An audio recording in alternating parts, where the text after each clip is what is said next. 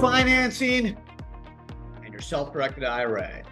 Hey everyone, Adam Bergman here, tax attorney and founder of IRA Financial. In today's AdBits, I'm going to explain to you what you need to know about doing a self-directed IRA real estate deal with seller financing. So there's obviously two ways you can look at seller financing. The first, if you're the buyer using your IRA, and the second, if you are the seller of an asset owned in your IRA. Okay, so let's tackle the buyer portion first. So seller finance is what it means, is when the seller of the real estate, whether it's the IRA or a third party, helps the buyer buy the property through a note. Whether the note is non-recourse, meaning you don't personally guarantee it, or recourse, you personally guarantee it, that's up to the parties.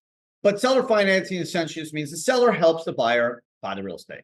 And in today's times, with higher interest rates and with a more difficult environment to secure financing, especially at affordable rates, seller finance is even more popular. Okay, so let's start where the IRA is the buyer. Okay, so the IRA owner has $200,000 in their IRA and wants to buy a property for $300,000. And getting a non-recourse loan, for whatever reason, is proving difficult. A non-recourse loan is a loan you do not personally guarantee. Okay, so generally you're going to need to put in 40 to 50% down. We have a list of non-recourse lenders you can work with, but there are certain states that have very pro-tenant covenants and rights where it's harder to get a non-recourse loan. Why? Because it's harder to pull the person out of the property if you want to foreclose on it. So there are certain states that non-recourse lenders are not going to lend to. But the biggest issue with being a buyer and securing a non-recourse loan from the seller is something called UBIT, unrelated business income tax, which is a maximum tax rate of 37% anytime an IRA uses leverage to buy real estate. Now, there is an exception for a 401k. So if you're self-employed, have a small business, no full-time employees other than the owners or their spouses. Spouses are not deemed employees. You can do a seller financing deal with the seller, get a non-recourse loan to buy real estate, and not pay UBIT tax on the leverage portion of the transaction. Whereas if you use an IRA, there potentially could be a UBIT tax if there was net profits from the deal. So here's just a very simple example to explain how UBIT works with seller financing.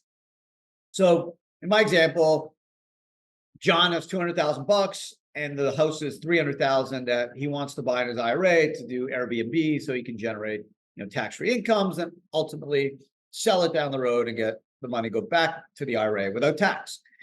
So he doesn't have enough money. He doesn't want to get a non-recourse loan for whatever reason, or the seller just says, you know what? I'll give you the 100K note. Don't worry. You're good for it. I like the property. If you don't pay, I'll just take it back. And that's how seller financing works. And the seller just wants to get rid of the property. So he gives a note of $100,000. And let's say there's $20,000 in net profits from the Airbnb investments, including deductions for depreciation or expenses. It's probably less or zero in the first several years. But for example purposes, let's just say it's $20,000. So the way UBIT tax works is 100, you take 100, you divide it by 300. Okay, that's 33%. So that means 33% of the $20,000, give or take, again, just a very simple example, would be subject to the UBIT tax. If it's above $1,000, the UBIT tax needs to be paid by the IRA and filed in a 990T form. We do that for our clients, so don't worry. But it's a pro rata percentage based off the leverage over the total value of the asset. Okay, so as you pay off that loan and the leverage gets lower, it's obviously a smaller share. If you're in a situation where you have zero net income, right? You have a lot of depreciation, a lot of deductions, then obviously if it's under $1,000, you don't have to pay anything or file anything. So that's basically, as a buyer, if you're looking for seller financing using an IRA, you have to be careful of two items. One, the loan has to be non-recourse, can't personally guarantee it. Meaning if you stop paying, the seller just takes the property back and sells it and gets the loan money back from the proceeds of the sale, or just takes the property back. And two, UBIT. Got that ugly four-letter word. You just got to understand it. There's ways to get around it. You could prepay loan, pay it back faster with all the profits, just to basically show no profit and then eat up any outstanding loan much quicker. And it's something we'll work with you. If you're a client of IRA Financial, we'll help you navigate these rules to minimize any tax, especially when it comes to UBIT and seller financing where the IRA is a buyer. On the flip side, let's say the IRA is the owner, right? And Jane Doe comes along and she has $200,000 and you want to sell it for $300K, and Jane Doe doesn't want to get a non-recourse loan, doesn't know where to find one. And you say, Jane, no problem. You're good for the money. I'm going to give you a recourse loan because if she's not using her IRA, you can get her to personally guarantee it, no problem.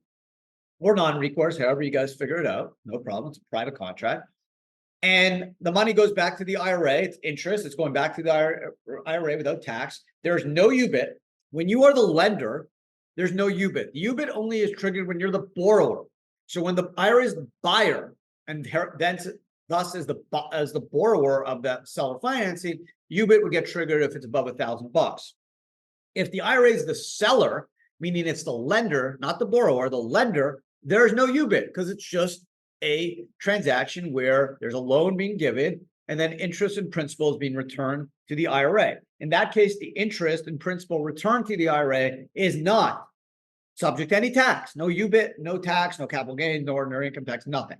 So seller financing a deal with an IRA is very tax advantageous because the interest, if you did not use an IRA and seller financed, the interest that would go back to the individual seller would be subject to ordinary income tax.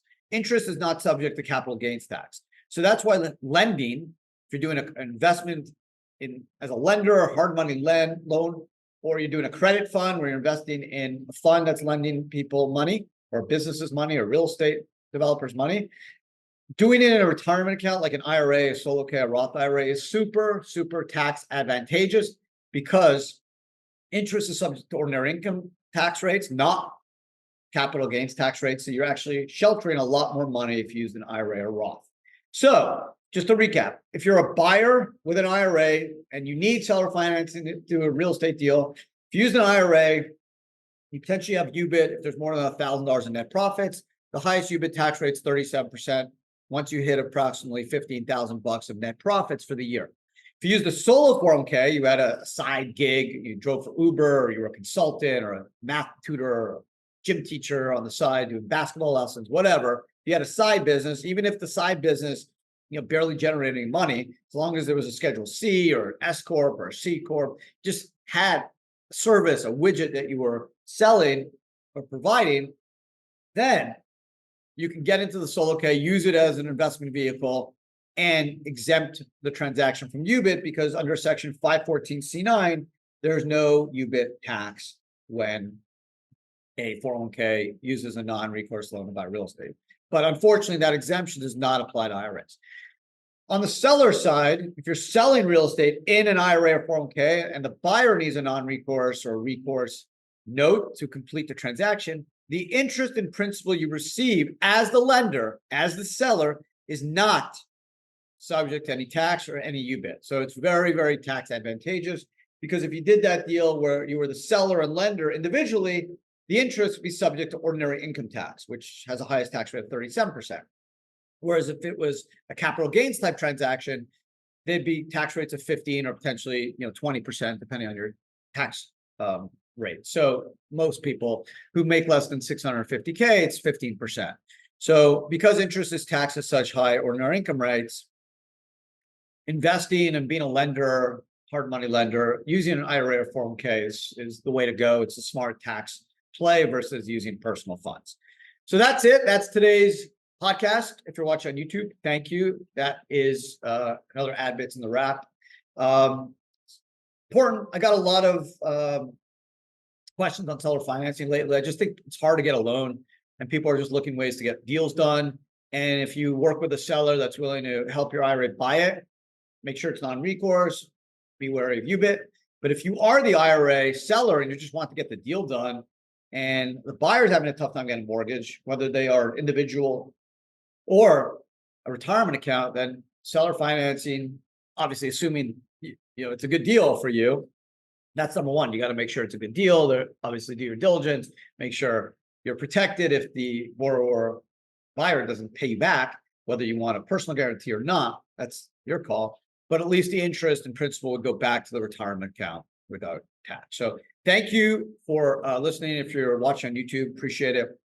If you have comments, feedback, let me know. Also, please, if you don't mind, just a good review, thumbs up, good rating, always helps. It just boosts the podcast, allows more folks to listen to it, and hopefully learn from it, which I keep saying it's the name of the game. That's why I do this stuff, to educate more people, be more inclusive, and explaining how the tax code can be used to offer huge tax advantages to retirement account investors, because it's literally rigged in our favor.